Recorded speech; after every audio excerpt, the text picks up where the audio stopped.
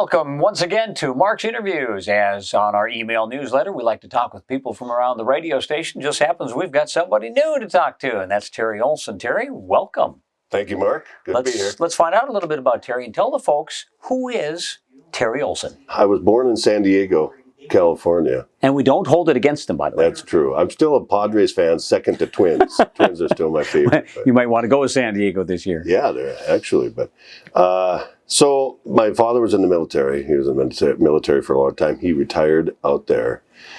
But he grew up in Kittson County, so that's where he retired back home, up here, as he called it.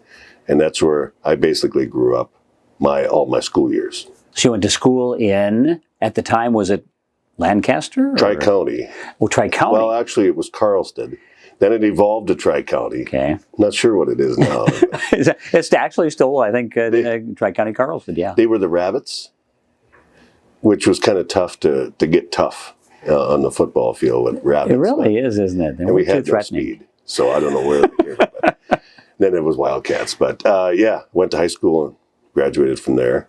Then went on to secondary school and at the University of Minnesota Crookston. And Northland, too. I did Northland and ended up in radio. What made you want to go into radio? I was kind of torn because I had some interest from bigger schools for football, for punting, but I hurt my knee. Ah, bummer. So it got down to Jim Sims at the University of Minnesota Crookston was willing to work with me on it, which meant that I could bring water and stuff to the football team. So, but I had actually had a natural, or what appeared to be natural, because I didn't work at it like most of school. I wasn't a very good school guy, but writing. So I thought, well, I'll become a newspaper. I hate to say that word, but newspaper journalist. But through that, in a communications program, I was allowed to, or I was invited to jump on a radio station, small radio station, and that's how it started. I was hooked from day one. Yeah, liked it, enjoyed it. Really loved it. Loved that. You actually been in radio actually a long time before you took a little break.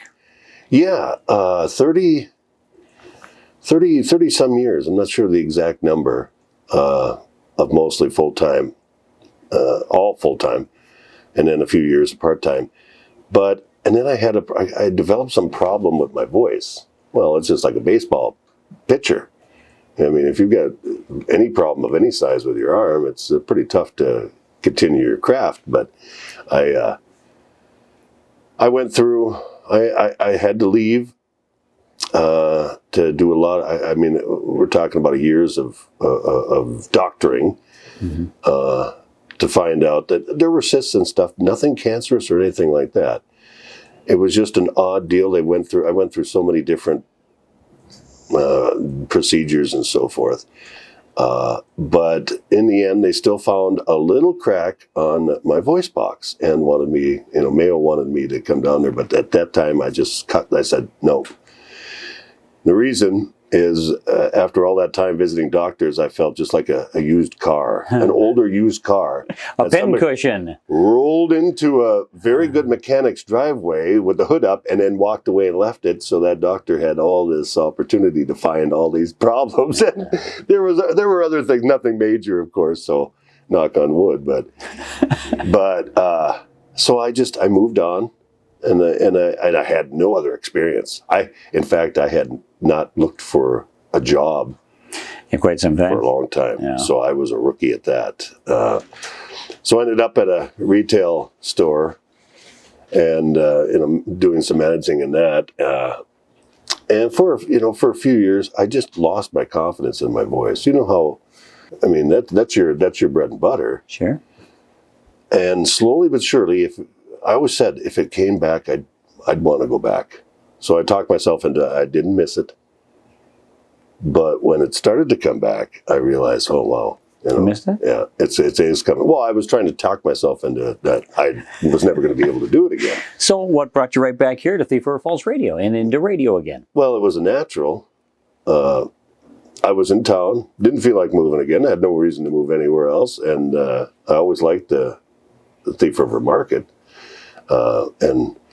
believe it or not, I really like the guys and gals that work there. Wow. All those years I've known for all these years. So, yeah, and after talking with you, here I am. Hobbies. What's Terry's hobbies?